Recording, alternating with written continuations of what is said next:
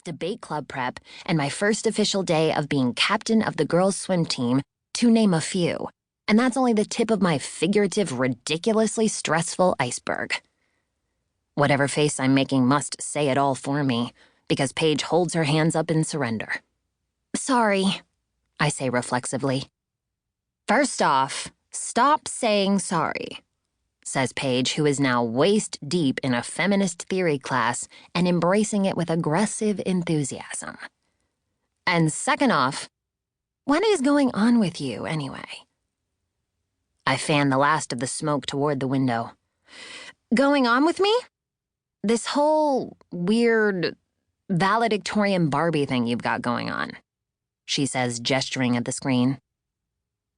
"I care about my grades," Paige snorts. "Not back home you didn't." By home, she means Nashville, where we grew up. "It's different here." It's not like she'd know, considering she never actually had to go to Stonehall Academy, a private school so elite and competitive that even Blair Waldorf would probably burn within 2 minutes of crossing its threshold.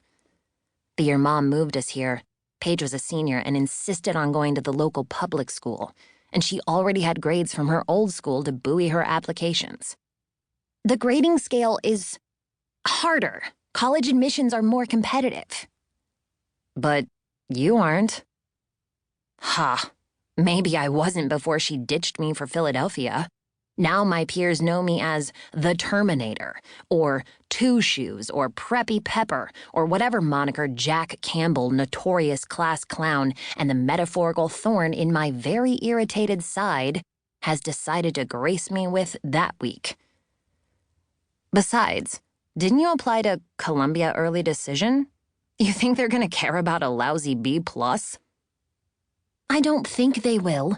I know they will. I overheard some girls in homeroom saying a kid at another school down the block from ours had their Columbia acceptance pulled after a bout of senioritis. But before I can justify hinging my paranoia on this extremely unsubstantiated rumor, the front door opens, followed by the click-click-click of my mom's heels on the apartment's hardwood floors. "Peace," says Paige. She ends the call before I even turn back to the screen. I sigh, shutting the laptop just before my mom walks into the kitchen, decked out in her usual airport fare. A pair of tight black jeans, a cashmere sweater, and a pair of oversized black sunglasses that frankly look ridiculous on her given the late hour. She pulls them off and perches them up on her perfectly coiffed blonde hair to inspect me and the hurricane that used to be her spotless kitchen. "You're back early." "And you're supposed to be in bed." She steps forward and pulls me into a hug, and I squeeze her a little tighter than someone covered in cake batter probably should. It's only been a few days, but it's lonely when she's gone. I'm still not used to it being so quiet, without Paige and Dad around. She holds me there and takes a demonstrative whiff, no doubt inhaling a lungful of burnt baked good. But when she pulls away, she raises the same eyebrow Paige did and doesn't say anything. "I have an essay due." She glances over at the pans of cake. "It looks like a riveting read," she says wryly. "Is this the Great Expectations one?" "The very same." "Didn't you finish that a week ago?" She has a point. I guess if push really comes to shove, I can pull up one of the old drafts and submit it. But the problem is, the figurative pushing and shoving at Stonehall Academy is more like maiming and destroying.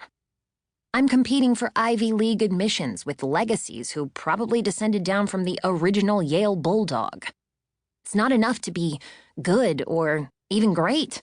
You have to crush your peers or get crushed. Well, metaphorically at least.